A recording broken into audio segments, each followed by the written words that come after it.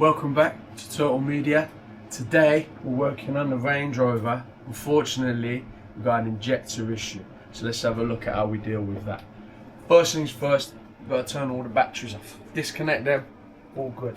Next thing, once you've got the engine cover off, you've got to remove this little cover here. As soon as you remove that, it's a little bit fiddly, it'll be tucked away underneath this pipe here. So once you've got that out, you then expose the injectors. Now we're quite lucky in this situation where the one that we need is this, which is the first one in the bank. If it was the second one, I think you'd just be able to get onto that. The third one, good luck with that one. Alright, do a video, let us know, because that looks a bit of a pain. So what we're going to do, we're going to release this clip here. It's just a little 8mm bolt there that holds the fuel rail on. Then we're going to take the electrics off. Then we're going to release the fuel return. That just pulls up and pulls away. Undo the two nuts, one just down there and one directly on top of the injector. And then you should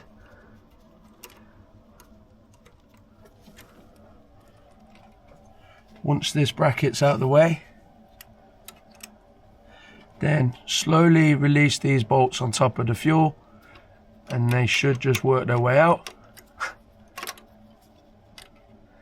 There we go, keep them safe. Then just down the side you will have two 8mm stretch bolts. Alright, so be careful when taking them out, and they hold the bracket and hold the injector in. Next thing we need to do is pull this injector out. If it doesn't come out with a little bit of persuasion, you're going to need some more tools. So let's have a look. So a slide hammer will help massively. Now this one straight off Amazon, link in the description. Dead simple. You're going to get the parts you need. In this case we need this one. We're going to attach that to our knuckle joint there. That is going to go straight onto the top of the injector where your fuel line come off. Then we put the knuckle joint on, which will help massively if you're trying to get back there towards some of the rear ones. We can get our slide hammer out, attach the handle and attach that to our joint which we just put on. Now once you've got all that set and all nicely tightened up, start gently, just give it a nice little tap, and if it comes out, brilliant. If not, you need to give it a little bit more, and if it's really not playing ball, just give it the old heave ho and bang, out it should come. Once you've got it out, you'll then be able to see whether you got your right injector or not. As you can see, this one, terrible condition. The seal at the bottom completely failed. So if it hasn't come out on the end, it's going to still be in there.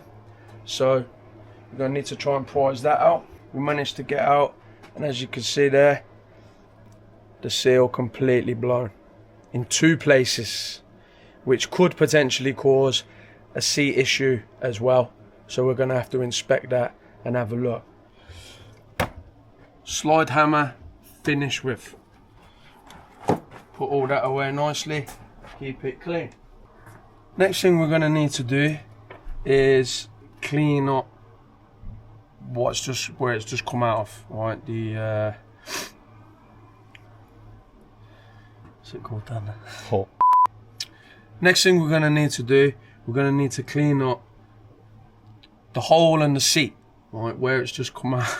The injector shaft. The injector hole. Okay. Wow. Next thing we need to do, we need to clean up the injector hole and the injector seat, because they're going to be filled up with all of this carbon deposits, so we're going to need some tools for that as well. So I'm going to put that to the side because I need that. Return, get the surcharge payment, make it all a little bit cheaper. So the next tool set we need is something to clean up where we've just took out the injector. So a little kit like this, it's about £26 off Amazon, link in the description, and you can get yourself one of them.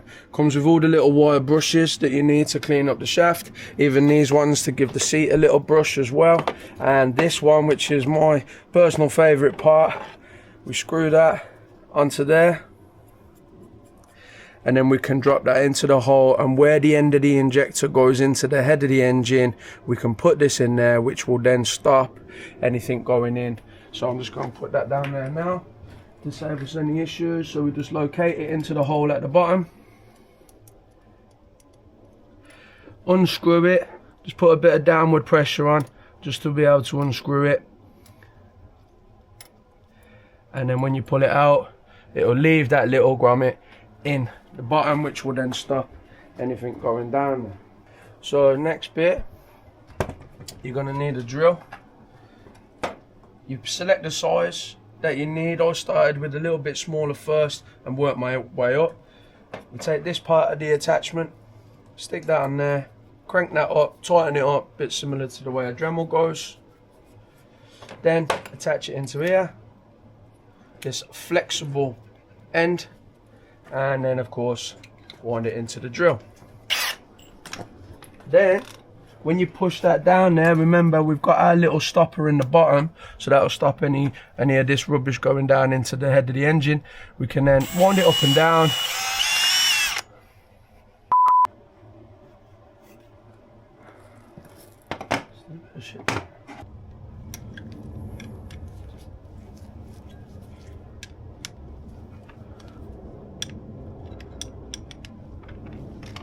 So make sure you nip that up, or else the brush will fall off down into the hole.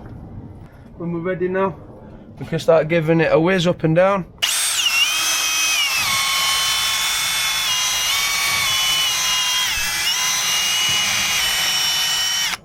There we go, just taking all them carbon deposits off the side, and if we need to, we can adjust to this attachment, which will then help us clean the bottom of the seat. Okay, so once we've got all that looking fresh, we can put this kit away, and we're going to need one more toolkit for the last bit. So this is a seat cutter or a seat reamer. Again, link in the description to this one. So this one goes together like so. You got your T-bar handle, put this attachment in, and then in this case we need this 15mm by 19mm flat, so that goes on there. Make sure you do this little grub screw up. Right, without that, the risk is the reamer cutter will actually fall down the hole and potentially get stuck in the head, which could be relatively disastrous. So unfortunately you need to remove that little grommet that's at the bottom that we put in before we use this, because that goes into the same hole. So what we're going to do is, before I pull that out, I'm actually going to vac the hole. I'm going to stick the shot back in it, get all the dust out, get all the rubbish out. And if it does suck up the little grommet, it's no big either. It'll be in your vac, or there's plenty more in the kit spare anyway, so you can get that one back. If your little grommet is still in there, then you can use your little bar to just go down, screw back onto it,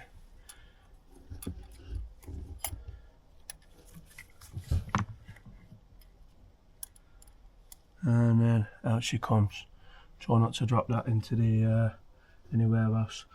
You might have already managed to clean it up pretty well just by using the first kit, but if you do need to cut any more carbon away, and you need to just take a little sliver off the top because maybe the seal was damaged in a way that caused the head to be damaged as well, you can't take too much off with these, alright, because obviously you're adjusting the depth of the hole, so you've got to be really careful. A professional would be, you know, would be preferred, or Amazon mechanic like ourselves. But if you put that in there just nice and gentle, you drop it to the bottom of the hole, nice and gently back in there,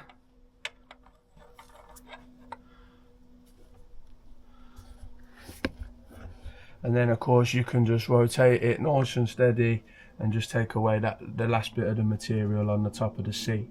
Once you've done that, we've made a little bit of a home tool just an extension bar with a bit of rag slash microfiber on the end. Coat that up with a bit of carb cleaner, and then we can just take away all them last little bits that are sitting in the channel and sitting on that seat. And when we pull this out, you can see again still picking up bits of dirt and dust. All right, but if you can try and get a look in there,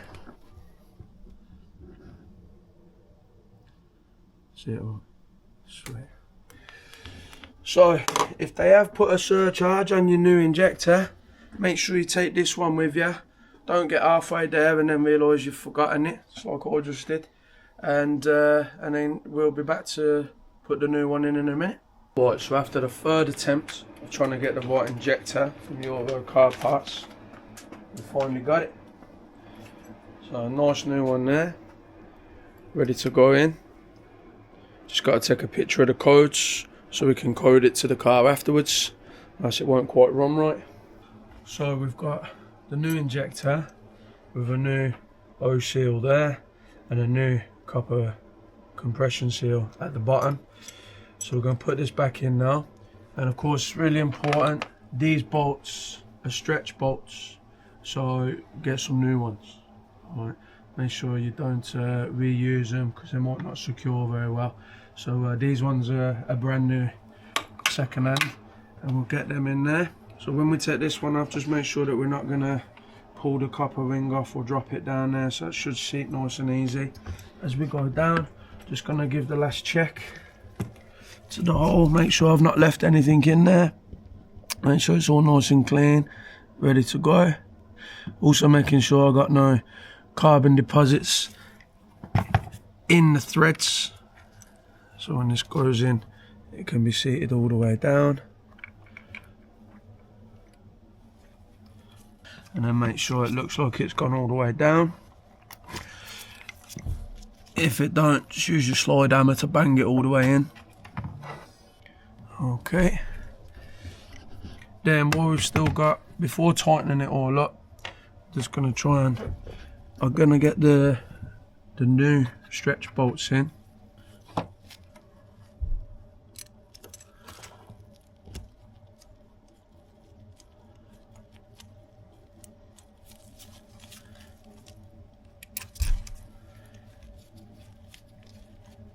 So I've just pulled them up to about 1 Newton meter just to get them in position.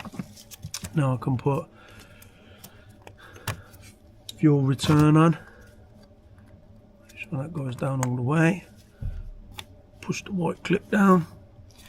Then it's going to be easier to get the fuel rail on now.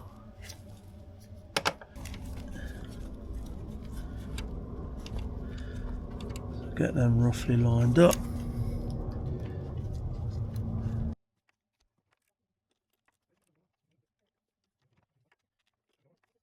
So now we've got the fuel line clamps back on.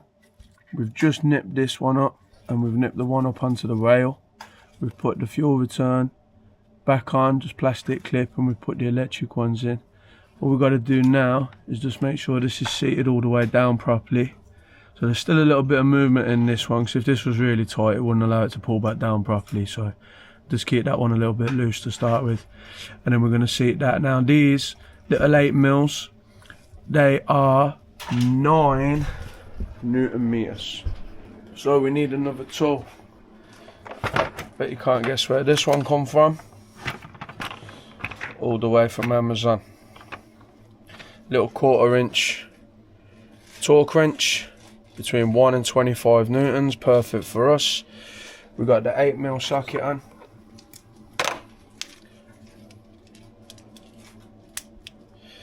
And we're going to set that to 9 newtons. So there's 9 exactly. That just locks into position. So we've got the top one loose, which allows us to kind of torque that up properly. Now this particular torque wrench, it's not got the big click as you expect to find on a lot of them.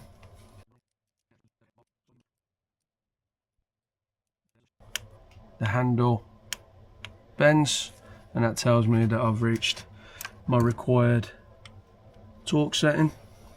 So same over this side now.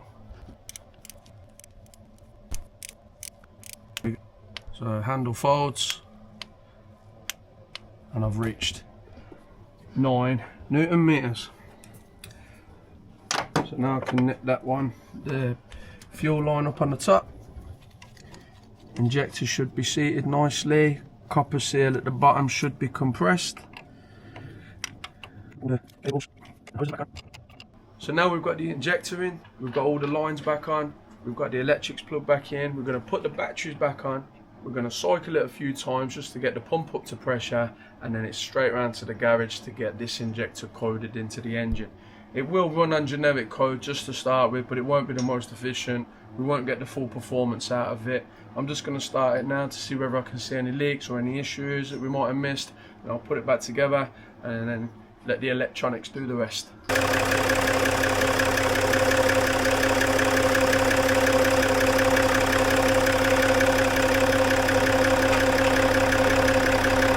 it back out there on the ground.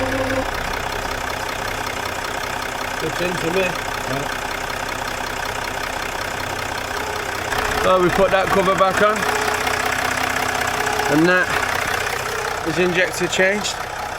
It seems to be running a lot better. No chuffing noise.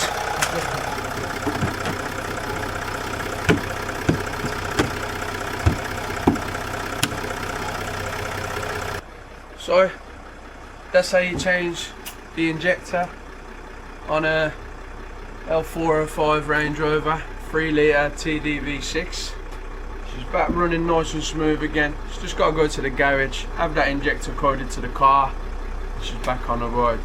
Thanks very much for watching. Remember, like, share, subscribe. We'll see you on the next one. Right.